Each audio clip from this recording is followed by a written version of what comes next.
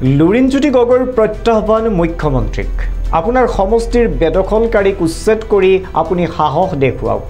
বিদেশীৰ ওচৰত আত্মসমৰ্পণ কৰিছে অসমৰ মুখ্যমন্ত্ৰীয়ে কালি সংবাদ মাধ্যমৰ আগতে এইদৰে মন্তব্য কৰিছিল লুৰিণজ্যোতি গগৈয়ে মুখ্যমন্ত্ৰী প্ৰত্যাহ্বান জনাইছো আপোনাৰ নিজৰ সমষ্টি ৰেলৱেত বেদখল কৰি থকা যিসকল মানুহ আছে তেওঁলোকক উচ্ছেদ কৰি আপোনাৰ শক্তি দেখক সাহস দেখক প্ৰত্যাহ্বান জনাইছো মুখ্যমন্ত্ৰীক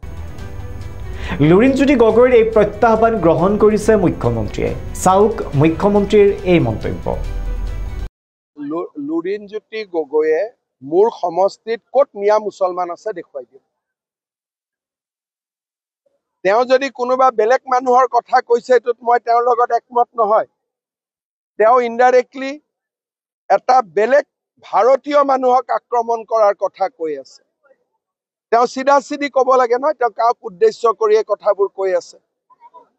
হয় নহয় তেওঁ কোনোবা এটা জাতিক উদ্দেশ্য কৰি কৈ আছে তো সাহস আছে যদি নামটো কৈ দিয়ক আদানী আম্বানী নহয় গছ পুলি হ'ব আদানীও আহি গছ পুলি ৰুব পাৰে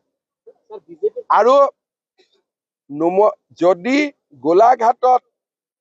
বা কাৰ্বি আলঙত বা অমুক জাগাত আদানী আম্বানীয়ে যদি যায় দুটা ইণ্ডাষ্ট্ৰি কৰে এইটোতো কোনো বেয়া কথা নহয় মইতো মাতাত আছো কিন্তু মাতিলেও নাহিব ইমান দূৰ জাগাত ক'ত আহিব